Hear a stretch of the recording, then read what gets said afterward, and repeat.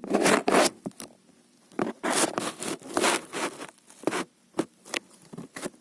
assalamualaikum warahmatullahi wabarakatuh. Baik, pada kesempatan kali ini kita akan membahas tentang jenis-jenis denyut tadi, ya, yang umum. Oke, saya tidak mau membahas terlalu dalam masalah denyut tadi ini karena saya mau pakai yang umum saja, yang biasa kita gunakan di dalam aktivitas sehari-hari atau di dalam olahraga. Ya, jenisnya. Jenis denyut nadi.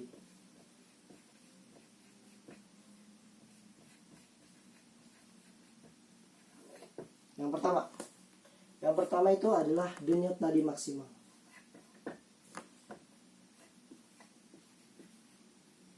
Singkat aja.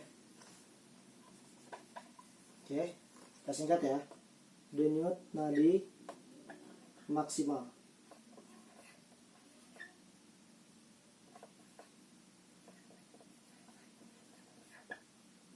Oke, denyut nadi maksimal ini apa sih? Denyut nadi maksimal ini adalah denyut nadi, ya, batasan denyut nadi yang tidak boleh kalian lampaui. Ya, batasan maksimal artinya apa sih? Ya, mentok maksimal, udah nggak bisa dinaikin lagi. Bisa naik, tapi syaratnya atau itu lebih ke berbahaya.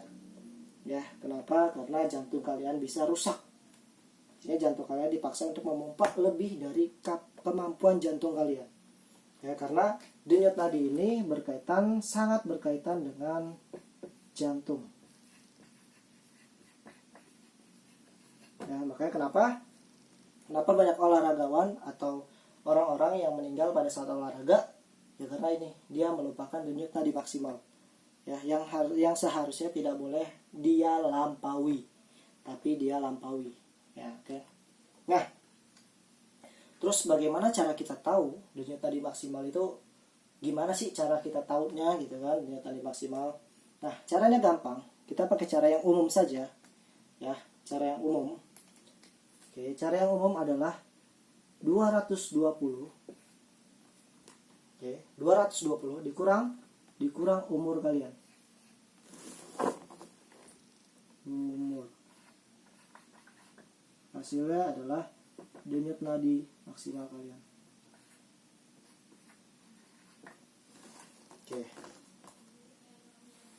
Nah, begini. Atau menurut ahli yang lain ada lagi caranya. Ya, caranya bagaimana? Ada satu lagi, yaitu 208 dikurang 0,7 dikali berapa? Dikali umur kalian. Nah, sama dengan BPM. Oke, nah, ini menurut Tanaka. Ya.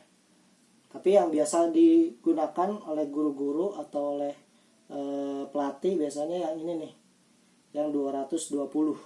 Ini yang umum. Ya, kalian bisa, kalau kalian udah tahu, udah pernah baca, biasanya ya ini 220 dikurang umur gitu. Jarang ada yang kita gunakan 208. Tapi sebenarnya yang menurut Tanaka ini dia lebih valid sebenarnya. Ya, hitungannya lebih mendekati kebenaran. Oke. Nah, tapi ya, jadi mau kita pakai yang mana nih? Tapi ya terserah kalian mau pakai yang mana. Pakai yang 220 boleh, yang Tanaka nggak boleh. Nah, tapi karena ini untuk kepentingan pembelajaran, jadi kita pakainya yang lebih mudah saja ya, yaitu pakai yang menurut siapa? Menurut Bapak Karvonen. Bukan Bapak komponen, tapi Bapak Karvonen. Nah, ini menurut Bapak Karvonen. Ya, kalau menurut Bapak Tanaka tadi yang 208. Tapi kita pakainya yang Bapak Karvonen aja. Ya, yaitu 220 dikurang umur. Nah, silakan kalian hitung. Silakan kalian hitung denyut nadi maksimal kalian berapa. Ya, itu adalah batasan. Ya, batasan. Jadi ketika kalian melakukan aktivitas selalu aktivitas tinggi gitu. Ketika kalian melakukan aktivitas tinggi selalu cek denyut nadi maksimal kalian, denyut tadi ya. Bukan berarti habis lari cek, pas lari cek, jangan, bukan. Tapi ketika kalian sudah merasa ngos-ngosan ya, atau nggak bisa ngomong gitu saking capeknya ngomongnya nah itu bisa langsung kalian cek gitu ya. Denyut nadi maksimal ini juga bisa kita ketahui ya dengan tanda-tanda sebagai berikut. Yang pertama biasanya susah nafas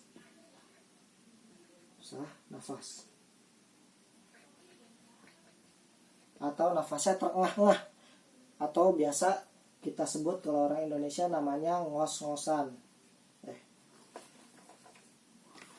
Ngos-ngosan.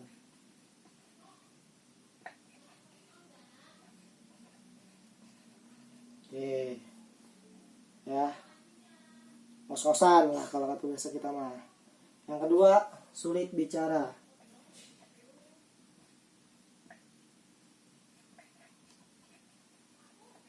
Nah, biasanya sulit bicara ini kalau orang udah ngos-ngosan pasti susah bicara.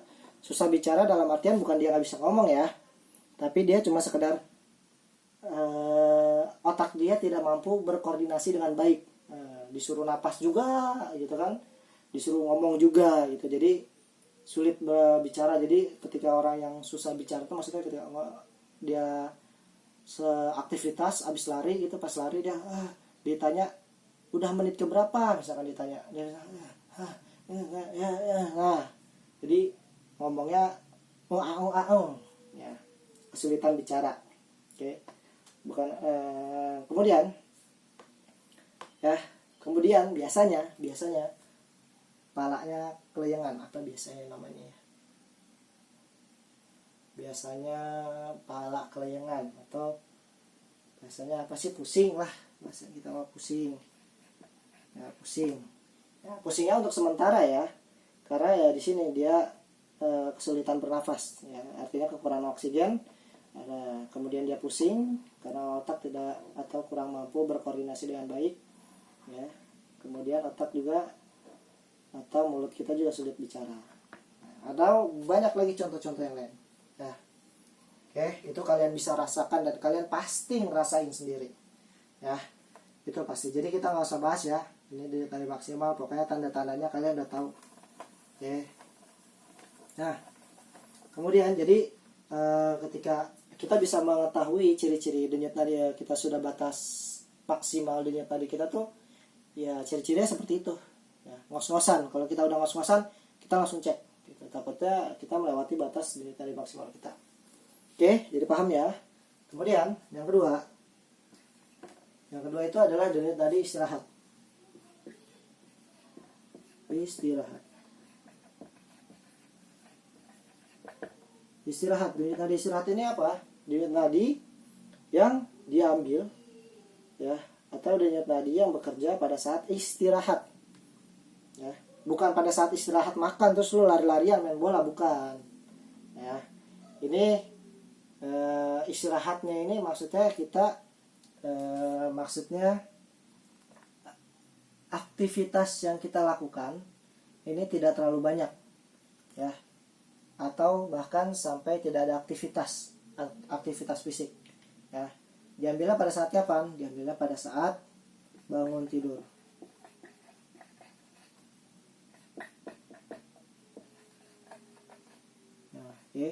Nah, jadi tadi istirahat ini diambil pada saat bangun tidur. Jadi kita tahu. Terus Pak, kita tahu normal apa enggaknya gimana Pak? Denyut nadi kita tuh bagus atau enggak dari mana Pak? Oke, denyut nadi istirahat ini ya tidak boleh melebihi ya 60 sampai 100 BPM, beat per menit. Dia nggak boleh. Kalau misalkan bisa gitu, boleh dia ngelebihin 100, batas angka 100 ini gitu, padahal dia habis bangun tidur gitu kan, tapi dia ngelebihin angka 100. Bisa aja gitu, dan kemungkinan terjadi. Nah, terus Pak, itu tandanya apa? Kalau misalkan kalian melebihi ini, artinya tidak normal.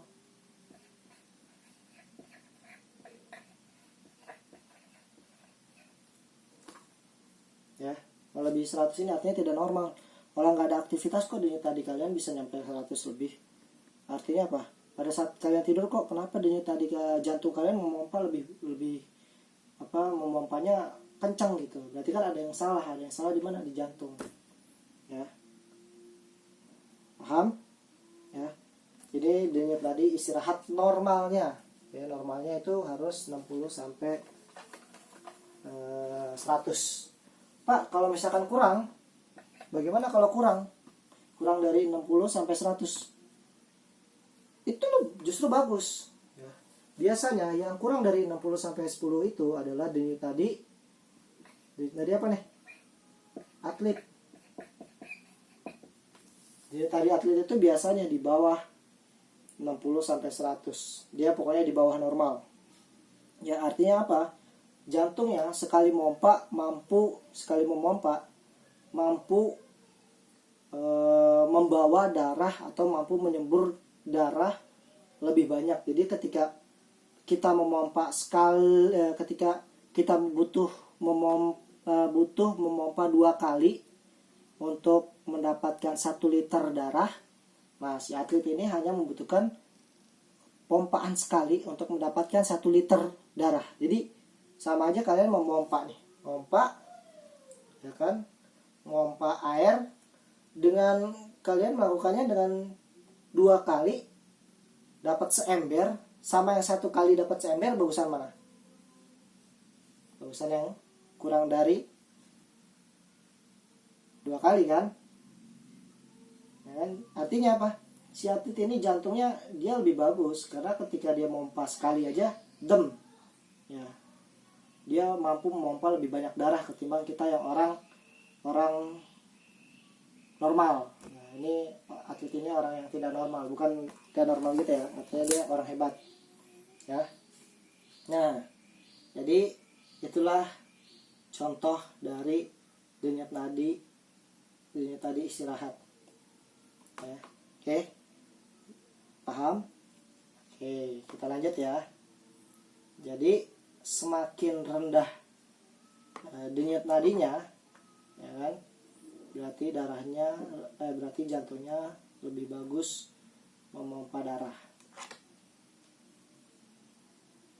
Kemudian yang ketiga adalah denyut nadi latihan.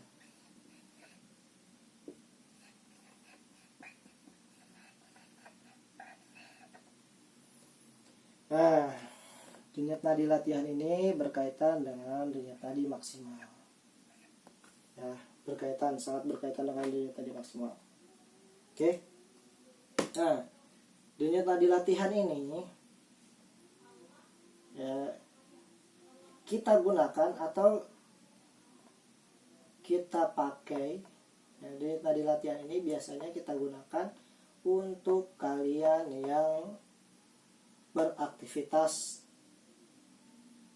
sedang sampai tinggi, ya, atau tujuan kalian melakukan aktivitas adalah latihan peningkatan kebugaran jasmani, ya. Jadi ada cara-caranya nih. Jadi denyut nadi latihan itu bagaimana cara mendapatkan denyut nadi latihan, ya. Denyut nadi latihan itu ada 3 kriterianya, ada yang ringan, sedang, sama berat. Ya, yang ringan itu berapa denyut nadinya? Yang ringan itu 50%. 50% dari denyut nadi maksimal.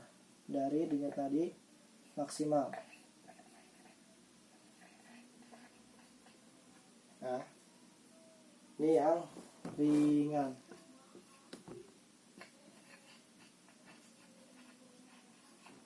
Oke, kemudian untuk latihan atau aktivitas yang sedang itu 70 sampai 80% dari DN. Ini sedang.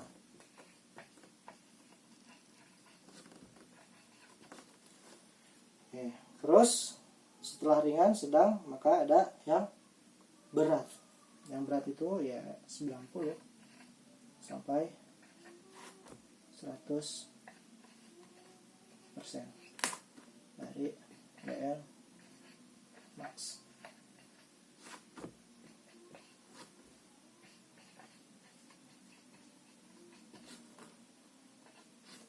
Ya,